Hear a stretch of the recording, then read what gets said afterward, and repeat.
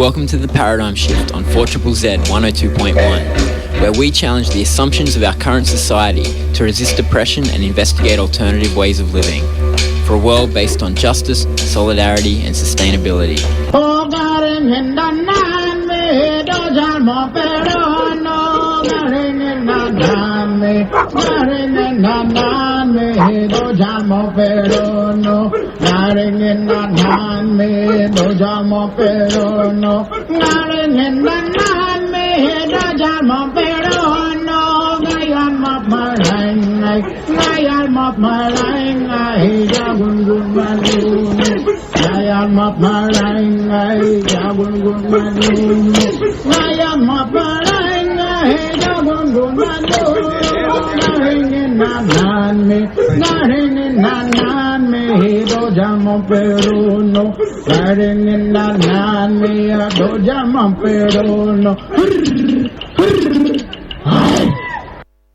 Welcome to the Paradigm Shift on 4ZZZ 102.1 FM, Brisbane's community radio station. My name is Andy, and I will be with you for the next hour. As always, acknowledging we are on Aboriginal land here, Jagera and Turrbal country in the city of Brisbane. As we know, of course, the airwaves you're listening to could be reaching further down Yugambeh country on the Gold Coast, Quandamooka country, Redlands, Cubby Cubby as you go north of Brisbane, or Waka Waka going out west, and of course the internet going everywhere to Aboriginal nations all across this country. There was over 500 of them, and still are, in fact, over 500 of them. And, of course, it is this week. It was the day of Survival Day, or Invasion Day, as Aboriginal people would call the anniversary of the colonisation of this country by England and Arthur Phillip and the First Fleet back in 1788. 4ZZZ was there at the Invasion Day rally and march on Wednesday. I hope you managed to tune in. I hope that Leon and Tabitha managed to keep all that expensive recording equipment dry, because it was a bit of a downpour. I was there as well. And as people around the country were marching to talk about a better way to think about what it means to live in this country on this land mass, rather than the unthinking patriotism so often, that we're told to do by the dominant voices in our country.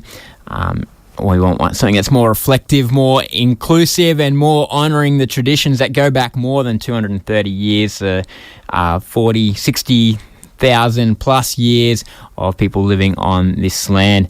Now, one thing that it was the anniversary of this week was the 50th anniversary of the Aboriginal Tent Embassy being placed in Canberra in 1972. There was a bunch of people down in Canberra as well this week trying to commemorate that and talk about what next for the movement of Aboriginal protest, which has contributed so much to this country and which the Tent Embassy has been such a focal part of, both back in 1972 when it started and for the last 30 or so years, while it's been a permanent presence there on the lawns of Old Parliament House in Canberra. And so a big gathering there. And today on the show, we are going to play some recordings from that gathering. Mostly I'm going to play a speech by Michael Anderson, who was one of the 4 young men who started the Aboriginal Tent Embassy in 1972, and he gives a very detailed account here in this speech, and it's a great story. It's, a humorous story. It's a story about people just giving things a go and not knowing what might happen and things working out, and also a story of solidarity of the people, both Aboriginal people working together and also some of the white supporters who helped to make that happen. And and everything that came from it, and Michael tells it in great detail. I was trying to get onto him this week to have a chat to him myself about it, but he's been a busy man, so we'll play this speech. And of course the embassy history goes on a long time beyond those early days, but it is a great story and very inspiring and a great part of Australian history. So I'm going to play that speech and let Michael tell the story. 26th January, in Sydney, we were waiting for Billy McMahon to make his announcement about land rights and what was he going to do with Aboriginal people. We already knew the attitude of the people in Parliament down here, because a bloke by the name of Peter Nixon, who was the Minister for Interior, and another bloke by the name of Billy Wentworth, who was Minister for Flora and Fauna, and Aborigines was included in that. And so they said down there that Aboriginal people, especially in the eastern states, and it's on the transcripts of the Parliament, it's in the Hansard, that Aboriginal people in the east states who've got light-coloured skin and who've got a mixed blood should not think that we have any rights to land because we are no longer Aborigines. Billy Wentworth said in that Parliament down there in 1965 that the Aborigines in the eastern states and the southern states should not think that we have the same rights as those people in the desert and in the Northern Territory and far north Queensland. They were the tribal people, we were the mixed bloods, and we did not have the same rights. And so they tried to separate those rights in that Parliament at that time. And so Billy McMahon comes up with a statement in 1972 on Australia Day that we are prepared to establish a policy to lease land back to Aborigines. Well, that went down like a bloody lead balloon, didn't it? And so we turned up, a handful of us, about 8 of us, turned up in front of Macquarie Street in Sydney, Parliament House. And when we turned up there, it was pissing down rain, but then, you know, we didn't have a shower that morning, so it helped us. I didn't anyway that morning, I remember that.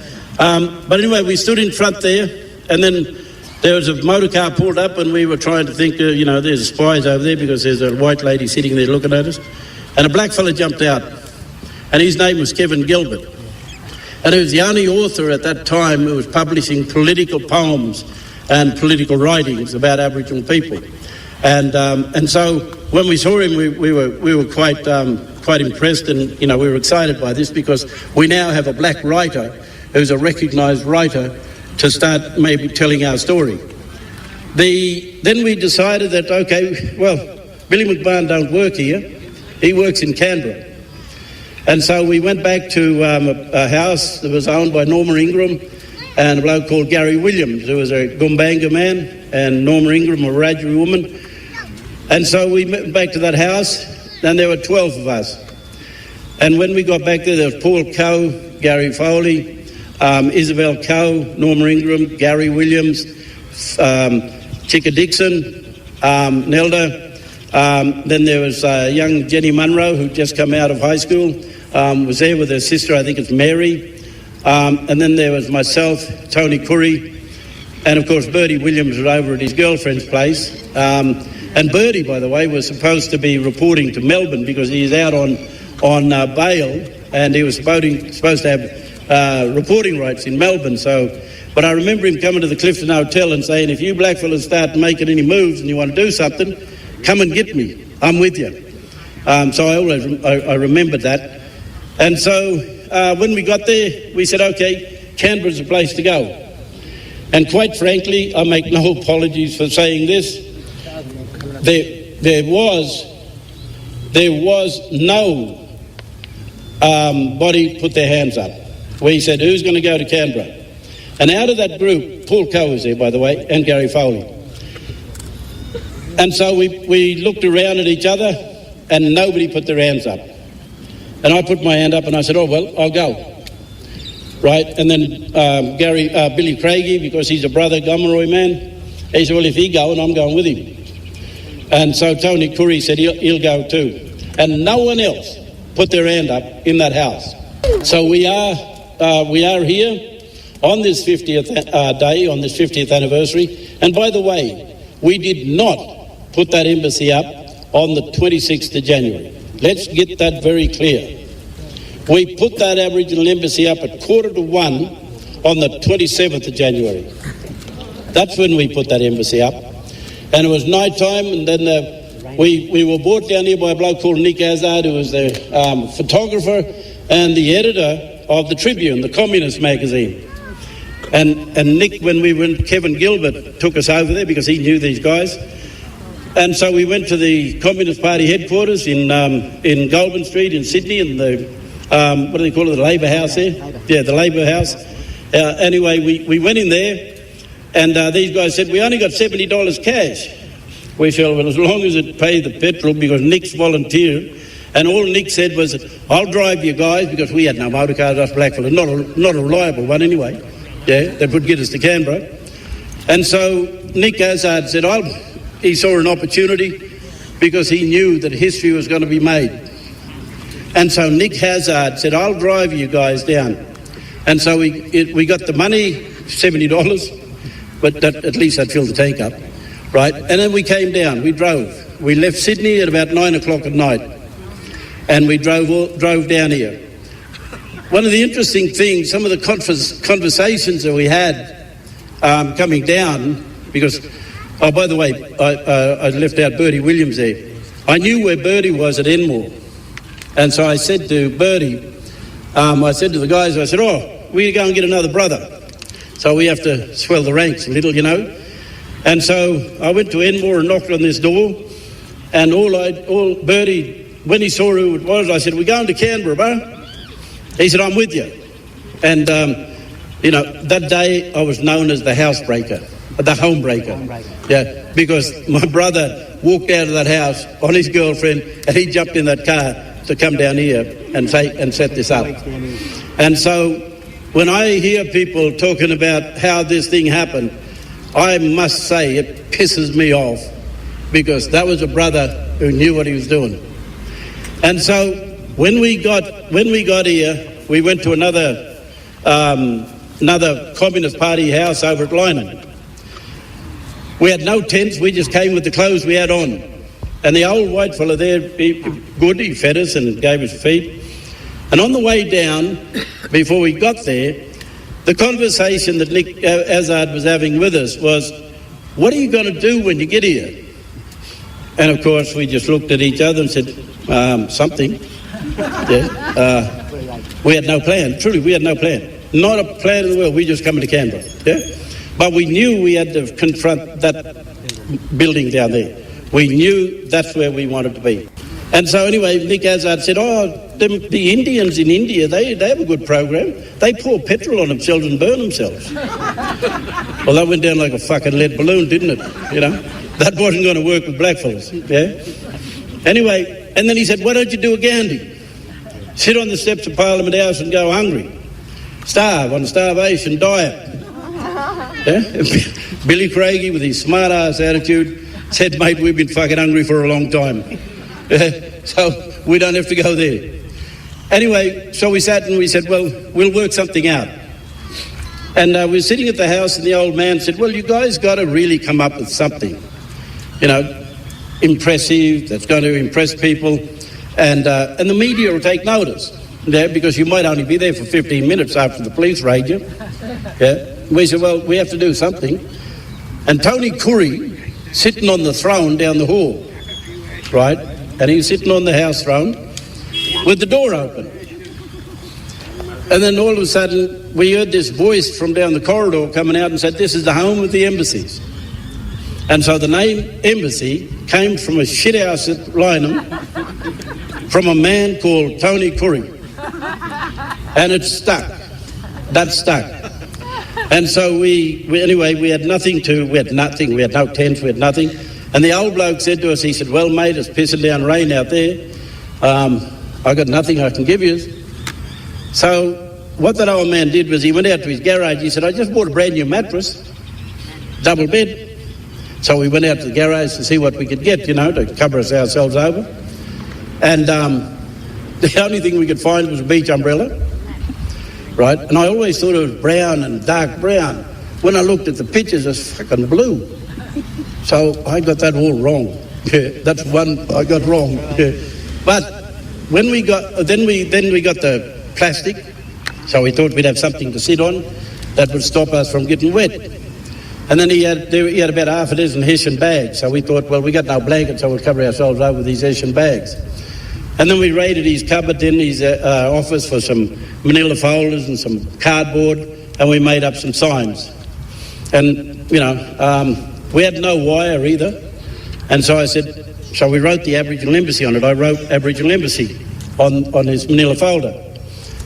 And as I was walking out, this is how ungrateful I was for that man offering all this here. I pinched the lace out of his shoe because I needed to hang something up on that umbrella, right? I needed to put something up there because there's no wire, so I took his lace out of his shoe. And I kept the boys talking. I said, we need that there. So the boys kept talking to him. So anyway, I didn't get to see him later to apologise for taking his laces, but anyway. So when we came down here, he said, why don't you wait till sunrise and put that up? Black fella thinking, by the time we get down there at sunrise, too many white people will be wait. And there'll be policemen wait. So there's only guards down there who are security people in front of that Parliament House. And so when we came down there and we put that beach umbrella up. We watched for the police to go past first, and we had to do a bit of reconnaissance. And so we watched the police cars go past. When the police cars went past, we were counting how often those cars come. And so then by 1 o'clock, 1:45 or nearly 1 o'clock in the morning, we said, right, time, that policeman car gone, let's put that up. So we got out and we drove the umbrella into the ground, put the plastic around us, squatted our black asses on that place, and we never moved. And there's some pictures of us four sitting there in the dark. It's very dark behind us.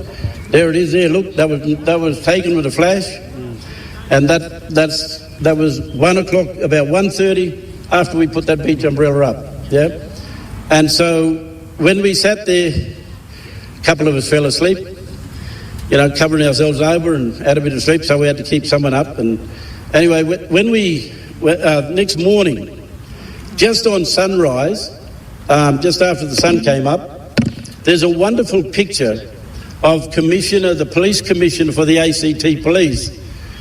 That police commissioner with someone from the federal police, I think a senior official from the federal police and some other deputy, they came there and they confronted us, and we were sitting on the ground like that. And I remember Commissioner Osborne, his name was, and he looked at us and he said, what are you guys doing? We said, this is a protest. Oh, how long are you going to be here? And Billy Craig, he had the quick comebacks, right?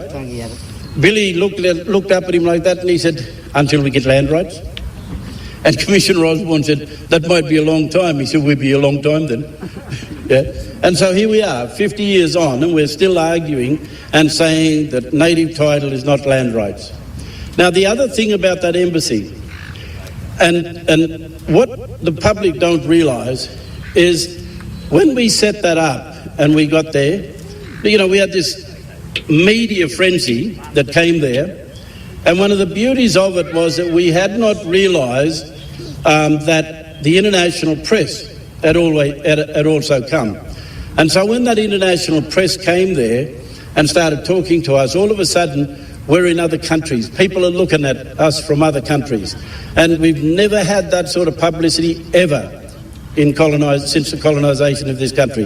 And so that embassy put us in the international arena, made people aware that there was a problem in this country and that Aboriginal people are fighting back. Yeah? And this is the way we fight back. Like, you couldn't get a better scene to start a fight than sit right in their most powerful house in this country and sit right on their bloody lawns. And then all of a sudden, we're told by the lawyers who come over to offer us assistance if we needed it, that about midday the next day, they came over and said, by the way, that was very smart, guys. Okay, thank you. We appreciate that. Right. Yeah. But we didn't know what he was talking about. But what he was saying, and his name was John Evans, he had his own legal firm here. And John Evans said to us, he said, you put that embassy demonstration up on a place where they cannot move you. There's no law in this country that allows them to remove you from where you put that embassy. And so that made us feel really good, because pardon the French, we fucked them at their own game. The other beautiful thing about that is the fact that we then knew that we were under our law on their country, right in front of that place, and we were not going to move. And within 2 weeks, we had tents everywhere. We had brothers and sisters who came from everywhere. The first 3 blokes who turned up at that place to support us 4 days later, mind you, they stole a few cars to get here, right? But they came from Taree, Purfleet Mission. Yeah, that's where they come from. 3 brothers, and the police came to us and said, you know, there are a number of stolen cars. Do you know anything about it? And we said, mate, look, you know, motor cars get stolen all the time. What are you coming to us for? Yeah, but all those cars were coming to Canberra. Yeah, so anyway, nothing happened. We ended up. Then the brothers came from South Australia. They came from Western Australia, and they came and camped with us. And so we had a magnificent embassy with a lot of tents that really emerged quite quickly.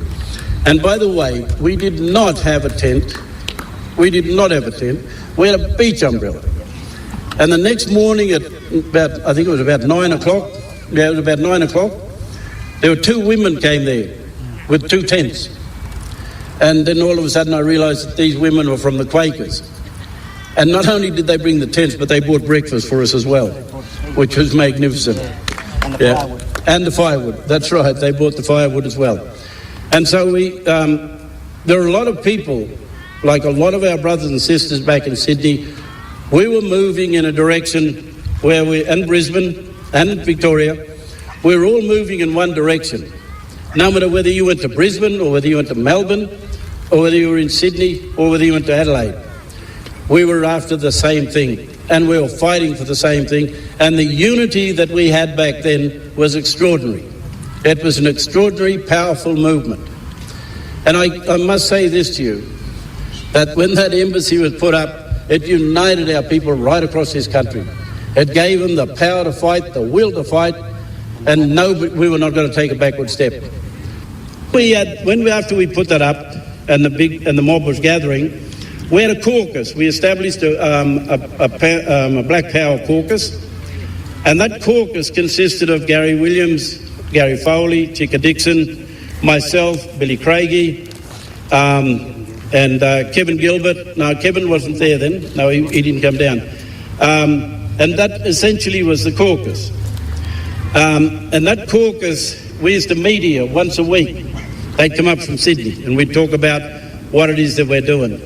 From the second day having that embassy there, we got invited to embassies, every foreign embassy that sits in this place here. We got invitations from every embassy. And Billy and I never ate so wonderful in our life, quite frankly. They laid on some good tucker when they talk to you, these fellas, you know. Not like these politicians here, cheap bars, give you sandwiches, you know. But we went to these embassies and all they were saying to us is, what do Aboriginal people want? We don't want to know your story because we already know about it.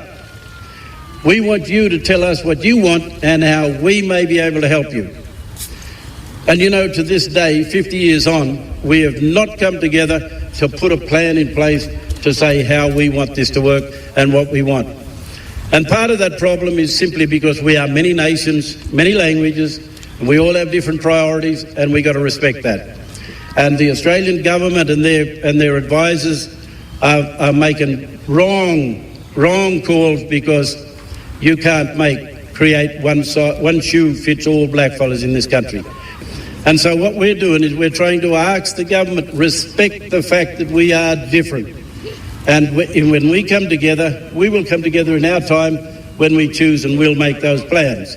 We'll create that unity. And I hope that 2022 is a year that we can get back to that unity and we can walk together, because we will not beat these bastards. If we're divided, we got no chance. Yes. Yep. Now, so the other good thing about the embassy was that there was a man called Gough Whitlam who was in opposition at that time. Gough Whitlam paid us due respect.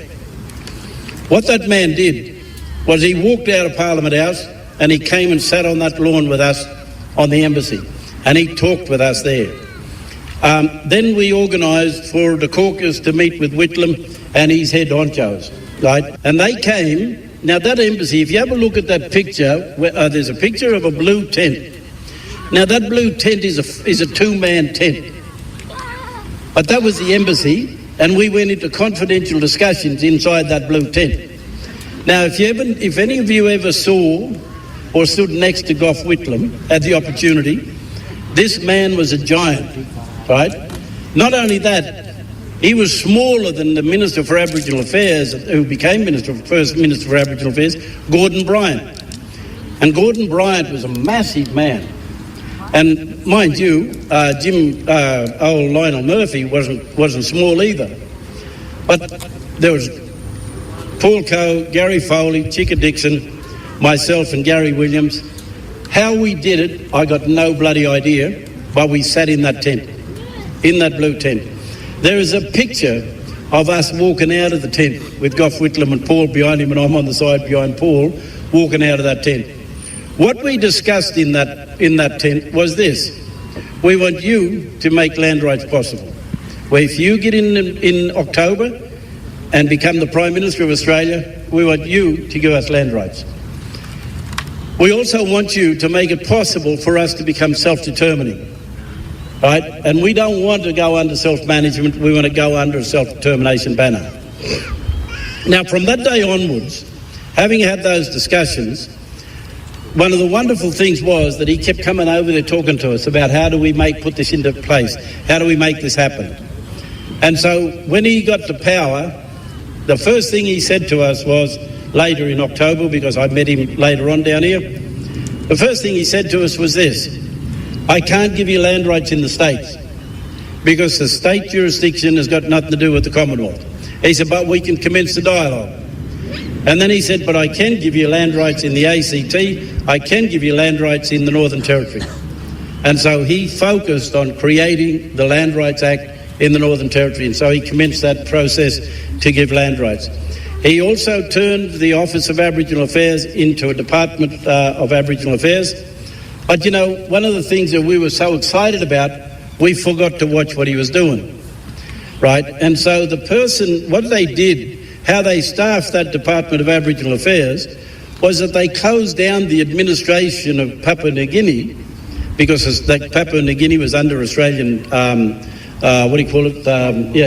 governance, and Australia was the protectorate basically of Papua New Guinea.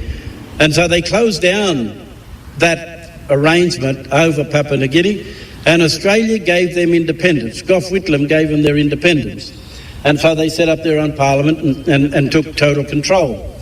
But when he brought all the white administrators back to Australia, he put them all over Australia in the Department of Aboriginal Affairs.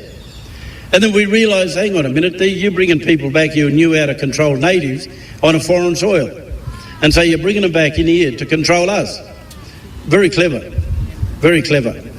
Given on one hand, taking on another. And you're going to hear about this tomorrow when we have Professor Lilienthal is going to talk about how white people and how governments in this country have tricked us and stolen everything just through words that sounded bloody good. Yeah? From Michael Anderson, the story of the embassy being formed.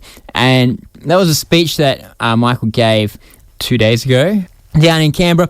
He ends the story very shortly after the embassy was set up that night with just a beach umbrella because it was raining in Canberra, just a beach umbrella and a few cardboard signs.